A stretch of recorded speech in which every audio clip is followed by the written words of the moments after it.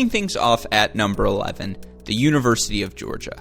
Georgia tennis fans should be excited to see almost the exact same roster that finished the 2020 season so strong hit the courts again this spring.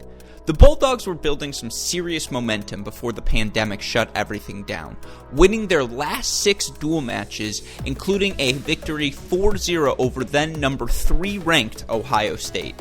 Coach Manny Diaz has a young but talented roster on his team that is certainly capable of competing for a conference championship.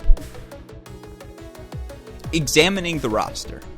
One player that won't be returning from last year's team is Robert Loeb.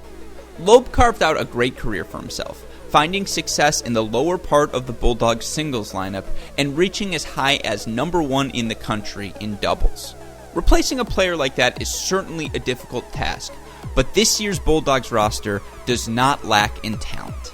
The emergence of guys like Blake Kreuter, Eric Gravilius, and the addition of Billy Rowe will certainly solidify the bottom of the lineup. At the top of the lineup, Georgia brings back Phil Henning and Trent Bride, who, though only sophomores, have already established themselves as 2 of the top players in the college game.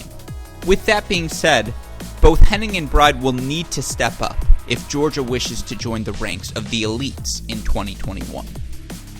In looking at the rest of the Bulldogs lineup, another player whose results have jumped out of late is Blake Kreuter. Kreuter has really taken some steps forward over the past few seasons. He enters the 2021 season on a 17 dual match win streak that dates back to the 2019 season. Although he has dropped a couple of individual matches this fall, Kreuter should be able to slide into the middle portion of this lineup and become a major contributor this spring. Also, in Tyler Zink, Eric Gravilius, and Baptiste Anselmo, the Bulldogs possess more than enough depth to find 4 points in every match they play. Possible lineups. Fans should not be surprised to see Trent Bride and Phil Henning sit in the top 2 spots. Beyond that, the middle portion of this lineup is a toss-up. Zink, Kreuter, Rowe, Gravilius, and Selmo have all shown they're more than capable of filling out the rest of the singles lineup. In fact, there is no doubt that the biggest question facing Coach Manny Diaz is what he does at the bottom of his lineup and what doubles pairings he decides to end up playing.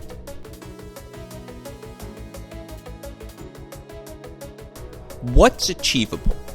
The Dogs will be competing for the SEC title this season, and that should be their goal.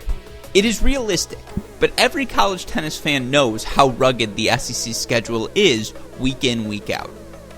Our Cracked Racquets team does not have them as the favorites right now, with teams like Texas A&M and Florida slightly ahead based on their experience. However, the last time we saw this squad, they had some major momentum building. If they can carry that into this season and stay healthy, the Bulldogs can win their conference. The question that we will all be asking as Georgia starts its season is, can they pick up where they left off? If so, they are more than capable of making a deep run to the quarterfinals of the NCAA tournament. A top 8 finish in 2021 would be a fantastic result and a clear indication of the program heading back into the right direction. As of right now, we do not see this team as a Final Four contender. However, as we all know, a lot can change between now and May.